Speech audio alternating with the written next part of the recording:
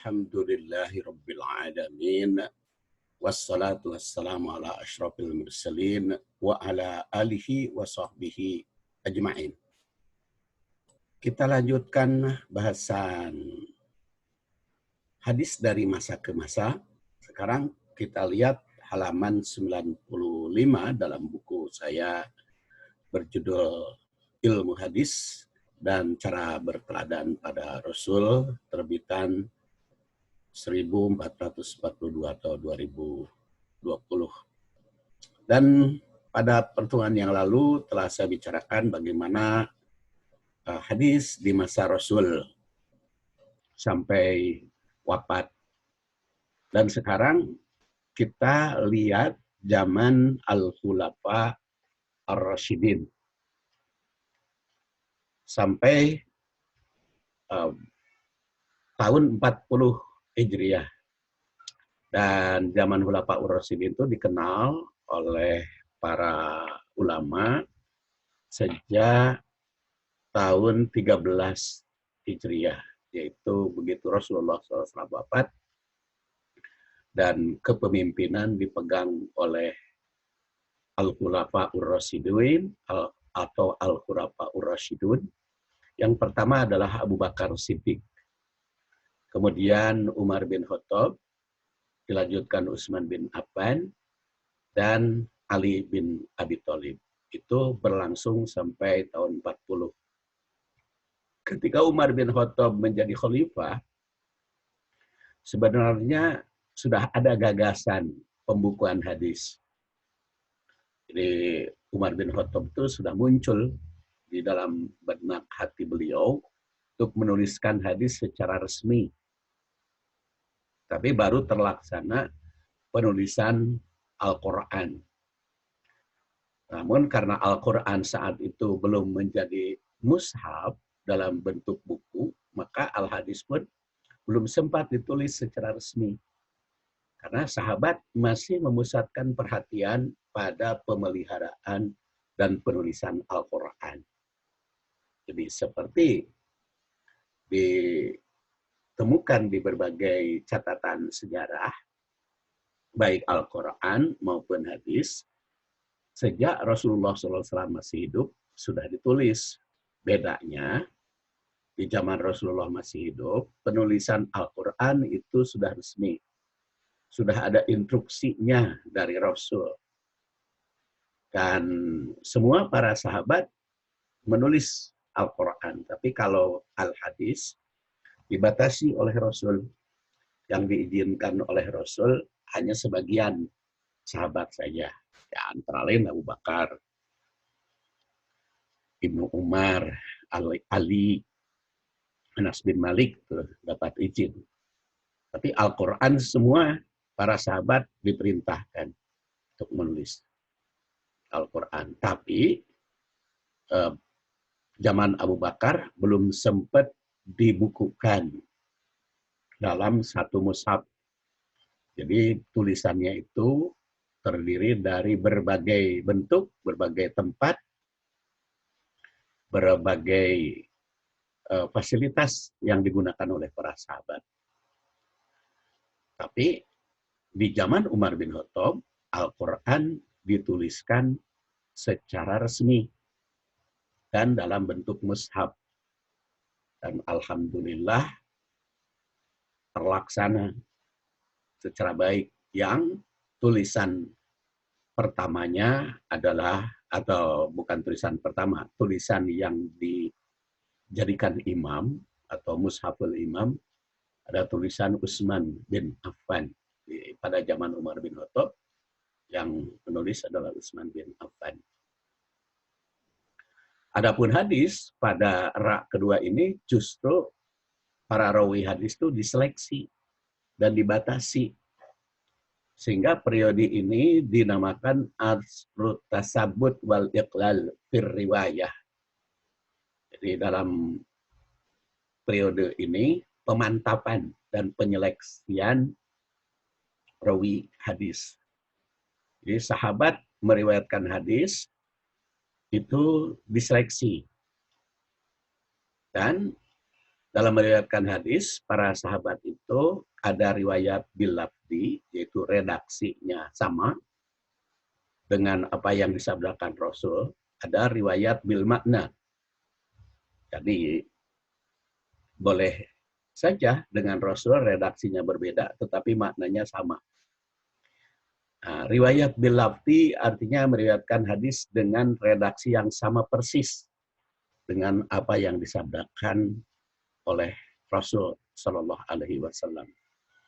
Jadi redaksinya itu sama persis dengan apa yang disabdakan oleh Rasulullah Shallallahu Alaihi Wasallam. Tapi kalau riwayat bil makna boleh jadi isinya sama dengan yang disabdakan oleh Rasul atau yang dialami oleh Rasul, tetapi kalau isinya tapi redaksinya bisa berbeda. Dan itu tentu saja tidak jadi masalah. Karena yang penting isinya tidak boleh melebihi, tidak boleh mengurangi dari apa yang disabdakan oleh Rasul. Kemudian Rasulullah Shallallahu Alaihi Wasallam sebagai sumber hadis telah wafat, maka periode ini adalah sahabat yang dijadikan sumber hadis. Jadi kalau di zaman Rasul secara langsung, tapi kalau di zaman Khulafaur Rasyidin, sahabat itulah yang menjadi sumber hadis tersebut.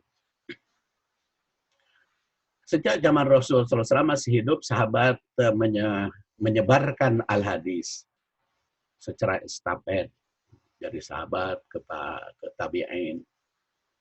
Apa yang didengar sahabat dari Rasul, kemudian disampaikan kepada para muridnya oleh sahabat itu, maka dikenal dengan tabi'in. Ini dijelaskan pada bab Tobaqot. Ketika Rasul masih hidup, semua al-hadis itu bersumber dari satu sumber, yaitu Rasul. Sedangkan setelah Rasul wafat, sumber hadis itu tersebar di kalangan sahabat.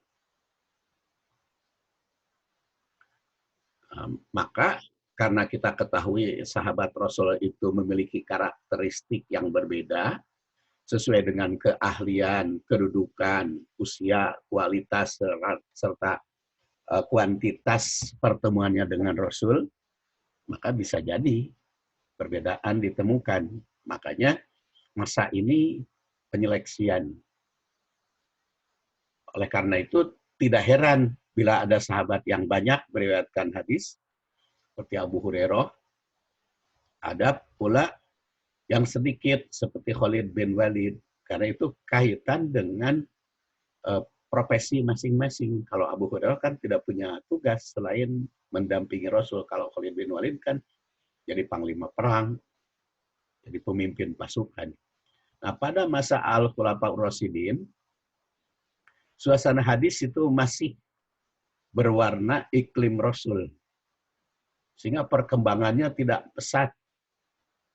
Nah, sahabat yang menerima langsung itu masih hidup.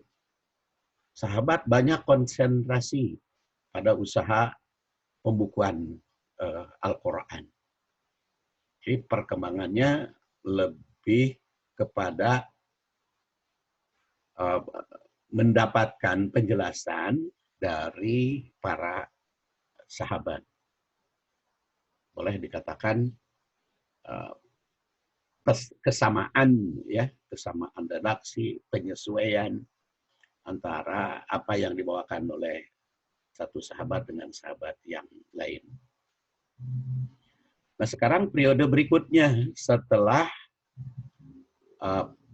para sahabat yang jadi pimpinan umat, Abu Bakar, Umar, Utsman, Ali wafat, yaitu tahun 40 Hijriah.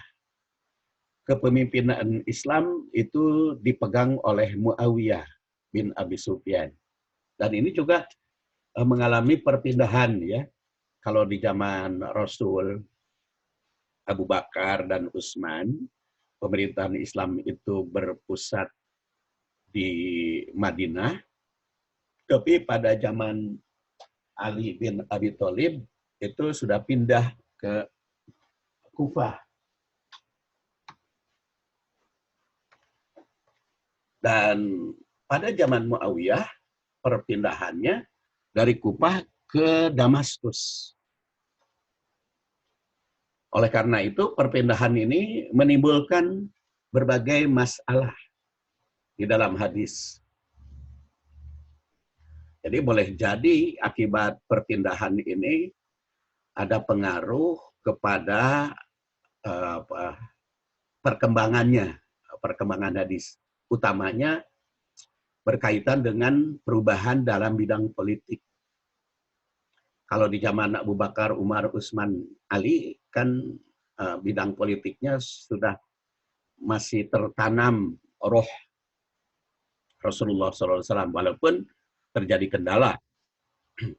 Ya, di zaman Utsman ada kendala, di zaman Ali bin Abi Thalib apalagi, dan kebetulan kan baik Umar, Utsman maupun Ali itu terbunuh. Jadi mereka wafat, baik Umar, Utsman maupun Ali itu kan terbunuh. Jadi oleh karena itu ada pengaruh pihak luar yang tentu saja berkaitan dengan hadis. Kaum muslimin saat itu semakin tersebar ke berbagai pelosok. Jadi kalau ditinjau dari sudut penyebaran, gampang, hadis itu semakin hebat. Bahkan menurut sebagian ahli sejarah, zaman Utsman bin Affan sejak zaman Umar itu sudah ke seluruh dunia hadis itu menyebar. Bahkan menurut sebagian ahli sejarah sudah sampai ke Indonesia. Karena Ibnu Mas'ud itu katanya sudah sampai ke Indonesia. Bukan hanya ke kawasan Timur Tengah, Turki, sampai ke Eropa, Andalus, tapi juga sampai ke Indonesia. Nah, al-hadis semakin menyebar sehingga dinamakan Asyru intisar riwayah ilal ansar. Masa penyebaran riwayat hadis ke berbagai daerah. Ini pengaruh dari perkembangan politik karena perpindahan dari Madinah ke Kufah zaman Ali, kemudian dari Kufah ke Damaskus zaman Muawiyah bin Abi Sufyan. Jadi hadis semakin menyebar ke berbagai tempat. Di pasca Khulafaur Rasyidin itu bisa dikatakan satu tersebarnya hadis ke berbagai pelosok. Karena selama Khulafaur Rasyidin perkembangan hadis itu kan berada pada pemerintahan. Karena khalifah pada saat itu secara bergantian dipegang oleh rawi hadis. Walaupun pusat pemerintahannya pindah dari Madinah ke Kufah pada zaman Ali, setelah hal tersebut berakhir dengan terbunuhnya Ali bin Abi Thalib, nah kondisinya menjadi perubahan. Kondisi umat pada saat itu terbagi menjadi 3 kelompok. Ada kelompok Khawarij, ada kelompok Syiah, ada kelompok Muawiyah. Nah, Khawarij itu adalah yang menganggap salah semua selain kelompok dia. Karena ada perselisihan antara kelompok Ali bin Abi Thalib dengan kelompok Muawiyah. Dari kelompok Ali mendirikan Syiah, kelompok Muawiyah mendirikan Sunni, maka kelompok Khawarij menolak baik Syiah maupun Sunni. Ada juga yang membiarkan perkembangan itu, hanya Murji'ah.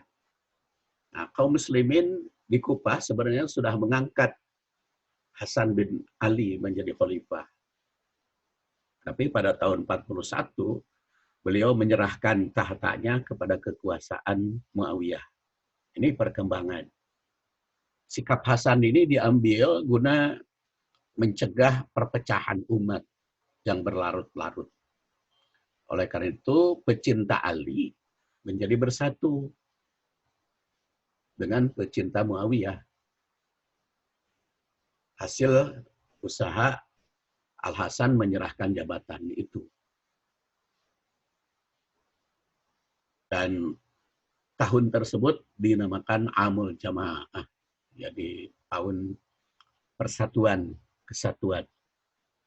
Sejak tahun ini, khilafah dipegang oleh Muawiyah. Sejak tahun itu pula Muawiyah mengubah sistem pemerintahan menjadi berbentuk dinasti. Dan pusat pemerintahannya berpindah dari Kufah ke Damaskus. Jadi kalau pada zaman Abu Bakar, Umar, Utsman, Ali tidak ada dinasti itu. Zaman Abu Bakar memang dipilih oleh suara terbanyak. Zaman Umar dipilih oleh Abu Bakar. Kemudian Umar dipilih oleh formatur atau oleh perwakilan. Utsman karena menggantikan Umar, karena Umar terbunuh, maka wakil. Apa maksud saya? Utsman itu dipilih oleh tim formatur. Kalau Umar dipilih oleh Abu Bakar, kemudian Umar sebelum wafat memilih formatur, maka Utsman dipilih oleh tim formatur, sedangkan Ali menggantikan Utsman karena Utsman wafat. Nah, perpindahan ibu kota itu mengandung nilai positif dan negatif. Positifnya antara lain hadis itu bisa tersebar ke berbagai pelosok karena dibawa oleh kaum muslimin yang menyebar tempat berdakwahnya. Negatifnya antara lain agak menjauh estafeta hadis itu dari sumber asli, sehingga memerlukan penelitian sanad atau penelitian mata rantai secara kritis dan teliti. Itu bagian kedua atau bagian pertama di zaman abad atau pasca Ali bin Abi Thalib. Kemudian kedua, terwujudnya lembaga hadis. Karena setelah tersebarnya kaum muslimin ke berbagai tempat, semakin dirasakan pentingnya kelembagaan hadis. Pusat studi hadis sebenarnya telah terwujud di Madinah sejak khalifah yang pertama, yaitu Abu Bakar Siddiq, hingga kekhalifahan Ali bin Abi Thalib dan di tempat lain. Jadi secara rinci kelembagaan hadis tersebut sejak Abu Bakar abad pertama itu Hijriah dapat dilihat. Namanya kita lihat pada zaman Khulafaur Rasyidin, Madinah itu berpusat dari pemerintahan hadisnya. Abu Bakar, Umar, Utsman, Ali, Sa'id Al-Khudri, Abu Hurairah, Aisyah, itu pada zaman Khulafaur Rasyidin. Sedangkan tabi'in seperti Urwah, muridnya Aisyah, Az-Zuhri, Qasim. Kemudian di Mekah Mu'ad dan Ibnu Abbas. Nah, di Madinah tabi'innya di Mekah tabi'innya seperti Mujahid, Ikrimah. Di Kufah Ali bin Abi Thalib setelah pindah dari Madinah ke Kufah. Ikut juga Ibnu Mas'ud atau Sa'ad bin Abi Waqqas. Dan tabi'in di situ nyebar seperti Masruq, Ubaidah. Kemudian Basrah, Anas bin Malik, Mutbah, Imran bin Husain. Kemudian tabi'innya Abul Aliyah, Rifa'ah, dan masih banyak lagi. Kemudian Sam, Mu'ad bin Jabal, Badah, Somit. Tabi'innya Abu Idris Al-Khawlani. Dan di Mesir, Abdullah bin Amr, kemudian Uqbah, kemudian tabi'innya Ibnu Jarir, Abdullah bin Haris, dan Abu Basrah. Nah, dari para tokoh tersebut, hadis disebarluaskan oleh para murid kepada muridnya lagi. Dan terus kepada generasi selanjutnya. Hingga pada pertengahan abad pertama Hijriah, nah itulah sudah melembaga. Adapun ada hadis dari kalangan sahabat yang terbanyak meriwayatkan hadis, otomatis yang meriwayatkan hadis banyak juga kan muridnya.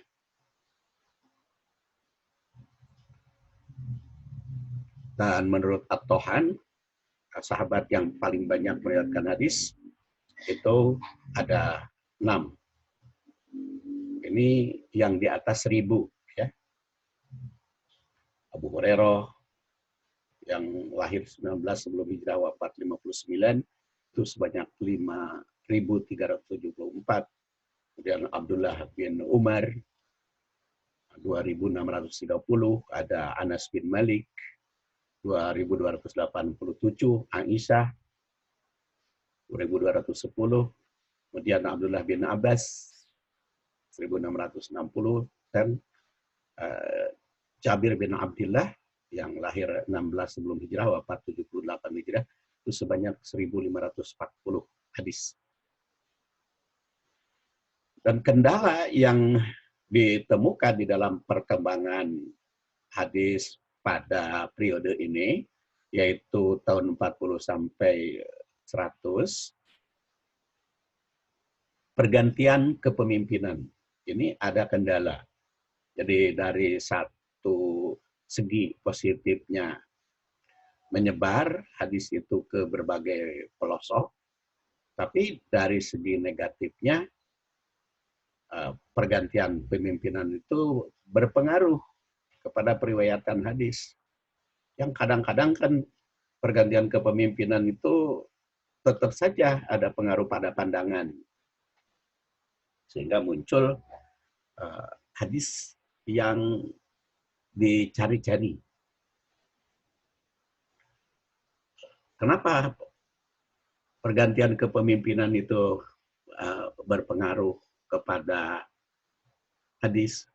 Karena bagaimanapun manusia itu dipengaruhi pandangan dan pendapatnya oleh perkembangan politik. Kemana arah perpolitikannya mereka itu cenderung. Seperti zaman Ali bin Abi Thalib menggantikan Utsman, kan di situ ada perbedaan pandangan dari Bani Hasyim dengan Bani Umayyah. Posisi Bani Hasyim dalam pemerintahan merupakan posisi kunci pada zaman Ali bin Abi Thalib. Sedangkan Bani Umayyah kan tersisih. Yang Bani Umayyah itu berkuasa sejak Abu Bakar, Umar, dan Utsman. Sedangkan Ali kan Bani Hasyim. Maka disitulah Muawiyah yang punya peranan. Bagaimanapun itu akan berpengaruh. Perbedaan semakin panas itu sampai terjadi peristiwa tahkim dan berakhir dengan kematian Ali bin Abi Thalib. Dan walaupun Al-Hasan pernah menyerahkan jabatan karena demi tercapainya amul jamaah, tapi kan tidak semua rakyat itu setuju atas perkembangan tersebut. Bagaimanapun yang namanya manusia itu dipengaruhi oleh pandangan, apalagi Al-Hasan dan Husain di Kufah itu berkaitan dengan kebangsaan di kalangan mereka. Nah, sejak tahun 41 hingga pergantian pemimpinan, dinasti Umayyah ini berjaya, atau Bani Umayyah. Yang pertama adalah dipimpin oleh Muawiyah bin Abi Sufyan, yaitu dari 41 sampai 60, ya sekitar 19 tahun dia berkuasa. Kemudian Yazid putra Muawiyah itu berkuasa 60 sampai 64, 3 tahun 6 bulan. Kemudian Muawiyah kedua bin Yazid, dia hanya berkuasa 2 bulan. Lalu Marwan satu bin Hakam, terus sekitar 9 bulan. Lalu Abdul Malik bin Marwan, ini cukup lama berkuasa, sampai 21 tahun. Walid bin Abdul Malik, Walid satu, itu 9 tahun. Sulaiman bin Abdul Malik, 3 tahun. Dan Umar bin Abdul Aziz, selama 2 tahun 5 bulan.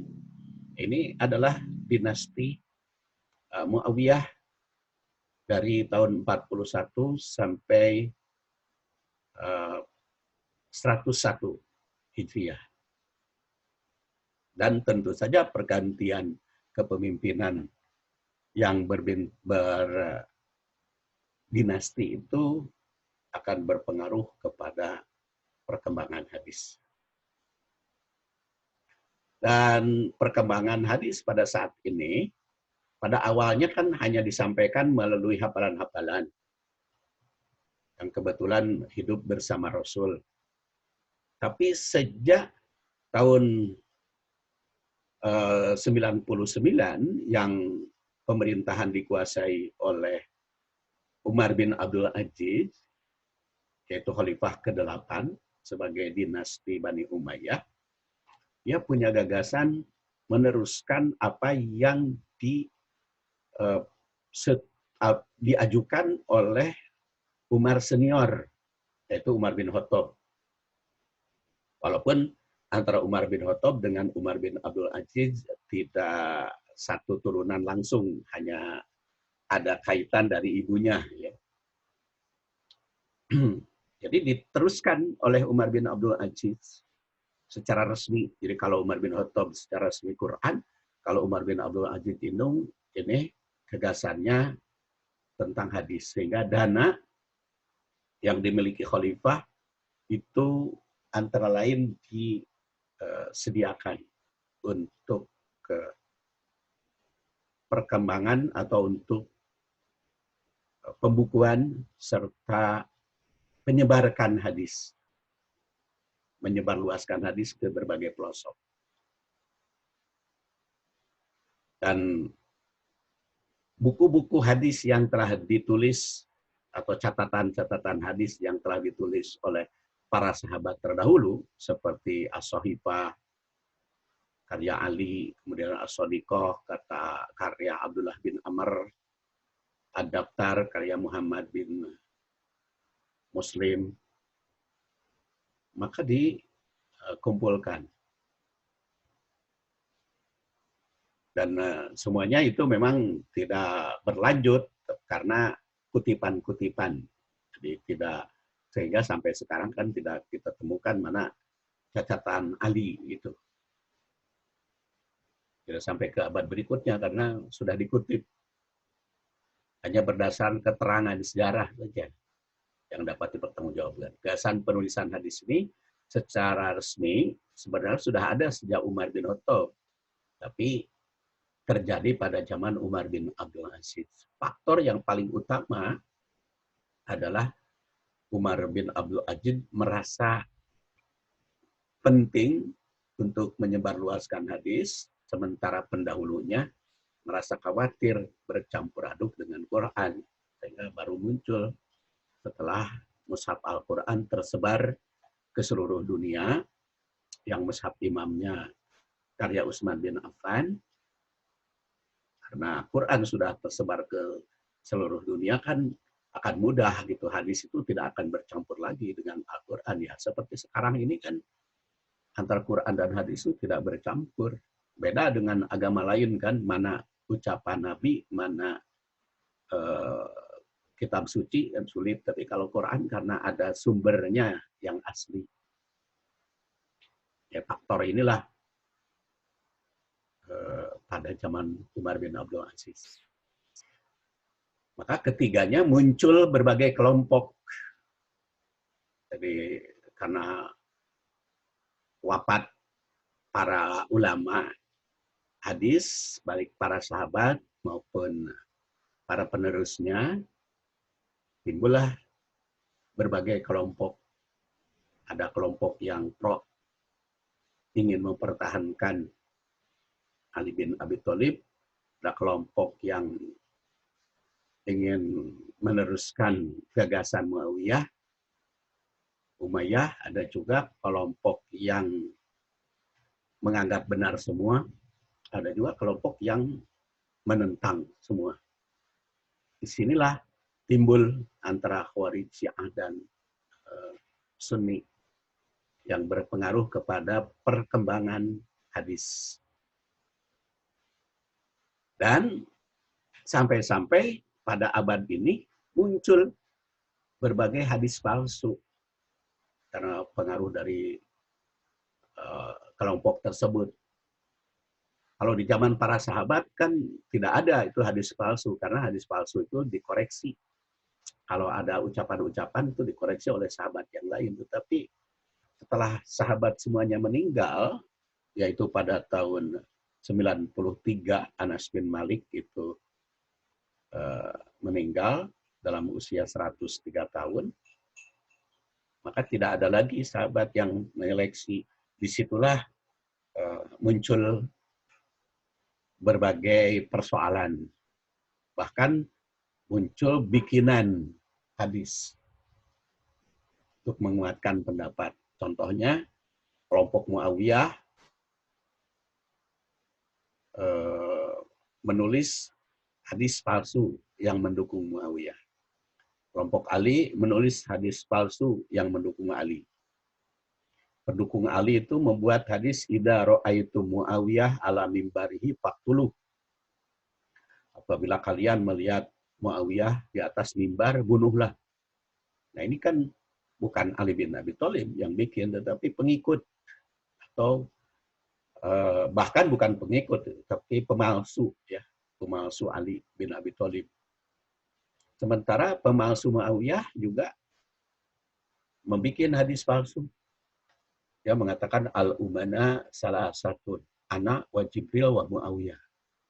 Katanya ini sabda Rasul, padahal tidak mungkin Rasul bersabda seperti itu. Orang yang dapat dipercaya itu 3, anak, aku, Jibril, dan Muawiyah. Itu karena disebabkan oleh kepentingan. Nah, inilah pada abad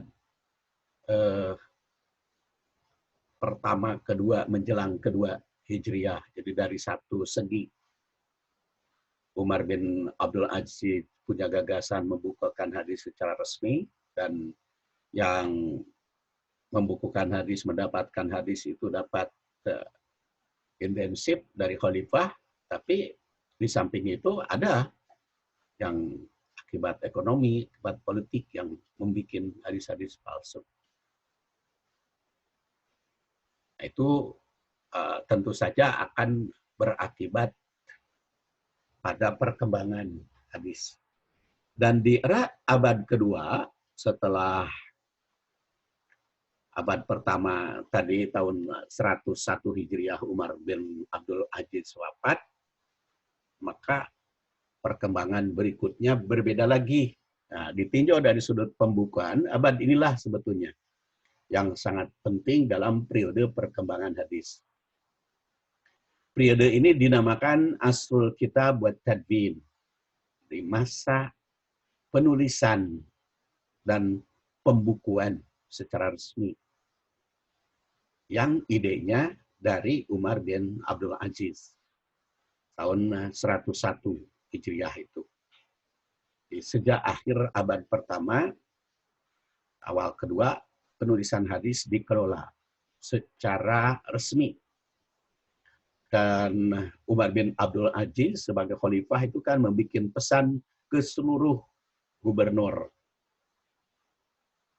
jenderal, undur makana min hadisi Rasulullah sallallahu alaihi wasallam au sunnah madiyah faktubhu fa inni qad khiftu durusal ilmi wa dhihab ahli. Tulis apa yang ada dari Rasul atau sunnah yang berlaku, tuliskan. Karena aku khawatir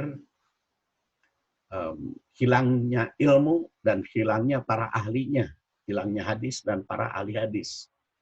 Sejak keputusan khalifah dikeluarkan, maka segala pembiayaan yang berkaitan dengan penelitian dan pembukuan hadis itu ditanggung pemerintah. Pada saat itu muncul para muhadis yang cukup terkenal seperti Az-Zuhri, Al-Auza'i, Syu'bah, Abu Yusuf, Ibnu Jurayj, Malik bin Anas.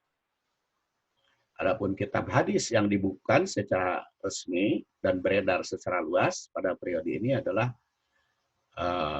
Abu Hanifah, itu namanya Musnad Abu Hanifah. Abdurrahman Auza'i yang wafat 157, Sunan Auza'i. Syu'bah bin Hajjaj, itu Al-Musannaf. Al-Lais, Musannaf juga. Anas bin Malik,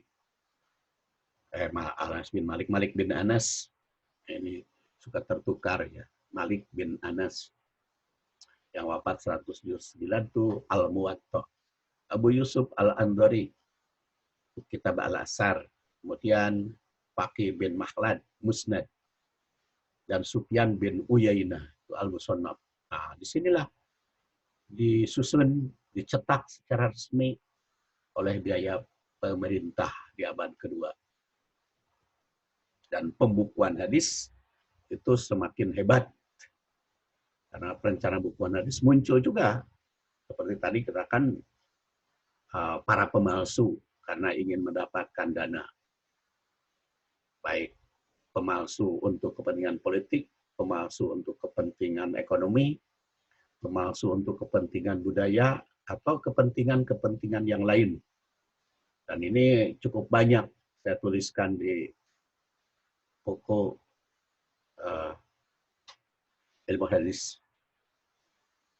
Dan pada abad inilah juga pemerintahan kan berubah dinasti yang asalnya Bani Umayyah ke Bani Abbasiyah. Masa pemerintahan Bani Abbas ini cukup lama, sampai abad ke-6. Ya. Dan itu tentu saja ada pengaruhnya. Tapi penyeleksian hadis semakin ketat karena sudah ada pembukuan secara resmi. Dan pembukuan secara resmi, mana yang sahih, mana yang tidak sahih, itu sudah mulai diseleksi pada abad ini, pada abad ke-2. Apalagi ada gagasan dari Ibnu Ruhaweh yang dilanjutkan selanjutnya Imam Bukhari pada abad ke-3. Saya kira itu yang perlu saya sampaikan pada periode ini. Kita bersambung pada kajian berikutnya. Subhanakallahumma wa bihamdik, asyhadu an la ilaha illa anta, astaghfiruka wa atubu ilaik. Assalamualaikum warahmatullahi wabarakatuh.